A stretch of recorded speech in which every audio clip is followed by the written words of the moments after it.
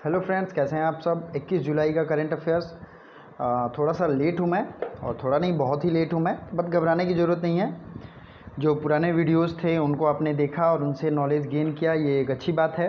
Current affairs daily आएगा, किसी दिन मिस मत करो, क्योंकि हो सकता है मंथली करंट अफेयर्स आने में टाइम हो, लेकिन ये करंट अफेयर्स डेली आएगा। ठीक है, इसके आपकी खासियत जानते हैं आप लोग, दोनों लोग। इसके साथ साथ जो भी BHU एंट्रेंस को क्रैक करने के लिए करंट अफेयर्स की PDF परचेज करना चाहते हैं, ऑफ़र प्राइस में मात्र 65 रुपीज़ रखी गई है, जो कि बहुत ही इफ़ेक्टिव प्राइस है। एक साल का करंट अफेयर शायद ही इतने रुपए में आपको मिले। तो आप डिस्क्रिप्शन में दिए गए लिंक से परचेज कर सकते हैं, और लिंक मैं टेलीग्राम में भी शेयर करता हूं, वहां से भी परचेज कर सकते हैं। अदरवाइज़ आप फेसबुक और इंस्टाग्राम पे हमें मैसेज कर सकते हैं। डायरेक्ट पेमेंट का मैं सिस्टम आपको बताऊंगा, आप वहाँ पेमेंट करके व्हाट्सएप के थ्रू ले सकते हैं। ठीक है, ये है मेरी फेसबुक ID, डिस्क्रिप्शन में है। टेलीग्राम ज़रूर ज्वाइन करें। चलिए पहला क्वेश्चन देखते हैं। स्वच्छता सर्वेक्षण में कौन टॉप पे है, कौन सा प्लेस। तो पिछले 4 सालों से इंदौर जो है वो स्वच्छता सर्वेक्षण में टॉप पे है। अब ये इंदौर है कहाँ बताइए। तो इंदौर है कहाँ, भोपाल, मतलब मध्य प्रदेश। मध्य प्रदेश में इंदौर जगह लगातार 4 सालों से ये टॉप है। तो पहली चीज़ आपसे ये पूछा जाएगा। अब सबसे स्वच्छ राज्य की बात पूछी जाए तो ये होगा छत्तीसगढ़, और सबसे स्वच्छ गंगा का किनारे शहर ये कौन होगा, तो ये है वाराणसी। ठीक है, तो ये अवार्ड जो है ministry of urban development and management, मतलब शहरी विकास मंत्रालय के द्वारा ये लॉन्च किया गया है, शहरी विकास मंत्रालय, और इसमें टॉप किया है इंदौर ने। तो देखिए सबसे ज़्यादा जो सवाल पूछा जाता है ना, ये यही पूछा जाता है कौन टॉपर है। लेकिन इसके अलावा कौन राजधानी है, कौन राजधानी टॉप पे है, कौन सा गंगा के किनारे शहर टॉप पे है। तो गंगा के किनारे वाराणसी, जहाँ BHU है आप जानते ही हो, और छत्तीसगढ़ सबसे साफ राज्य में। इससे अलावा जो भी इस पर इम्पोर्टेंट आएंगे फैक्ट्स GS के, वो मैं आपके लिए अलग से लेकर आऊँगा। लेकिन इतना ज़रूर याद रखो, क्योंकि मेन यही है। भारत और किस देश के बीच डायरेक्ट शिपिंग सर्विस स्टार्ट हुई है, और ये रिसेंट की न्यूज़ है, और ये भारत और मालदीव के बीच में हुई है। किसके बीच में, भारत और मालदीव के बीच में। एकदम मोस्ट इम्पॉर्टेंट है, VVI क्वेश्चन है, प्लीज़ याद कर लो, क्योंकि क्वेश्चन इसी तरीके के आते हैं। देखिए एशिया महादेश का जो भी न्यूज़ हो सबको देखो, सबको याद करो भाइयों, क्योंकि इसी से सवाल आते हैं। ये है मालदीव, मालदीव की राजधानी है माले, और रुपया यहाँ की करेंसी है। आज काफ़ी दिनों के बाद मैंने एशिया उठाया है। वैसे एशिया को मैंने बहुत ही डिटेल में आपको पढ़ाया है ज्योग्राफी के मैप सीरीज़ में।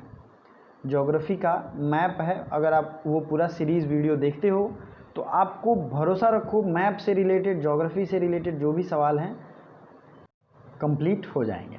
ठीक है, अब कुछ आइलैंड कंट्री जैसे सेशेल्स है यहाँ पे, ये देखो आप, सेशेल्स आपको यहाँ दिख रहा होगा। मालदीव आपने देखा। श्रीलंका भी आइलैंड कंट्री है। तो श्रीलंका की राजधानी है कोलंबो, और जयवर्धनपुरे कुट्टे, 2 राजधानी है। इसकी करेंसी तो आपको पता ही होगी, रुपया ही है। इंडोनेशिया की पहली राजधानी थी जकार्ता, लेकिन अब नई राजधानी है ईस्ट कालीमंतन। ठीक है, अगला जो पॉइंट है इसमें, यहाँ पे आप देख सकते हो साउथ चाइना सी का ये रीजन, ये सबसे ज़्यादा चाइना यहाँ पे एक तरीके से मनमानी करता है, और इसके अगल बगल के जो देश है जैसे फिलीपींस, इनके कुछ आइलैंड्स को कवर कर लेता है ज़बरदस्ती। ठीक है, तो फिलीपींस की राजधानी है मनीला, जहाँ पे एशियन डेवलपमेंट बैंक का हेडक्वार्टर है, जिसकी स्थापना हुई थी 1966 में। प्लीज़ एडिशनल जो GS है उसको आप नोट कर सकते हैं। ठीक है, और ये कुछ देश हैं जैसे कि कंबोडिया, थाईलैंड, लाओस, वियतनाम, इनकी राजधानी और इनका मैप में याद रहना चाहिए कौन किससे लगा हुआ है। यहाँ पे एक लैंड लॉक्ड कंट्री बार बार पूछा जाता है, ये है वियतनाम और लाओस। ठीक है, लाओस है, लाओस की राजधानी है वियंतियाने, और कंबोडिया की राजधानी है नोम पेन, थाईलैंड की राजधानी है बैंकॉक। ठीक है, और ये हमारा प्यारा भारत है, आप इसे देख सकते हैं, थार मरुस्थल, डेक्कन प्लेट्यू, और ये नॉर्थ ईस्ट है, म्यांमार है। म्यांमार की राजधानी कहाँ है, नैपिडाउ।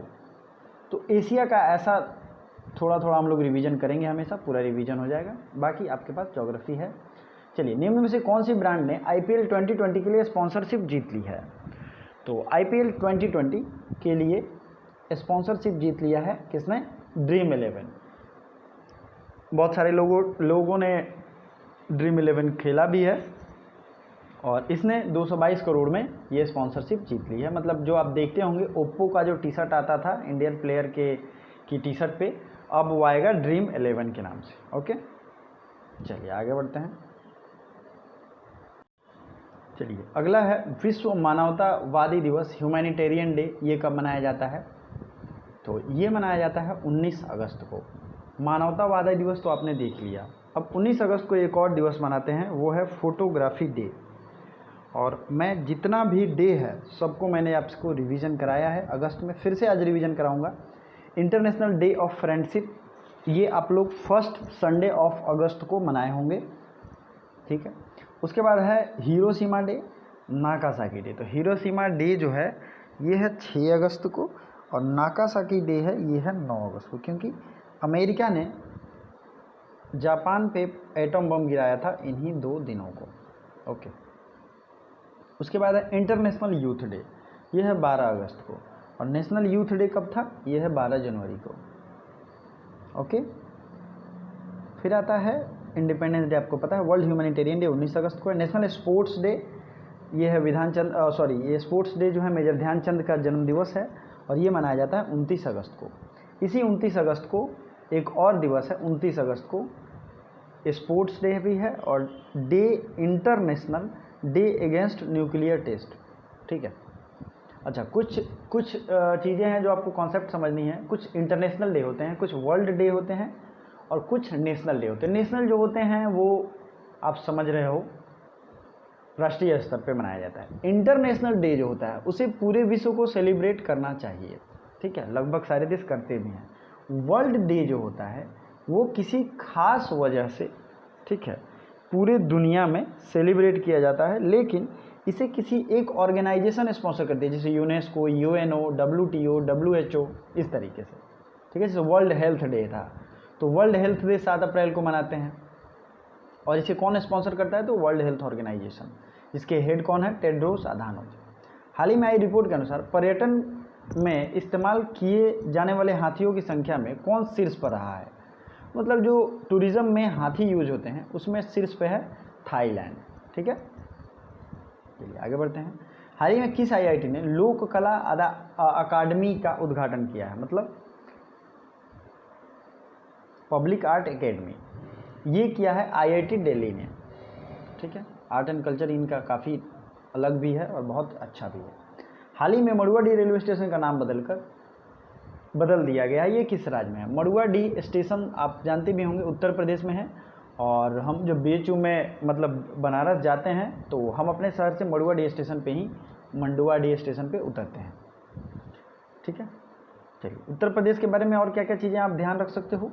तो उत्तर प्रदेश में जो भी झील, जो भी नदी प्लस नेशनल पार्क, मैंने कई बार बताया है, जो भी आपको याद है आप जानते हो उसे कमेंट बॉक्स में ज़रूर करें, ठीक है। और कुछ स्पेशल इस बार उत्तर प्रदेश के बारे में, जैसे यहाँ का नृत्य कौन सा है, आपको कमेंट बॉक्स में करना है उत्तर प्रदेश का नृत्य कौन सा है, ठीक है।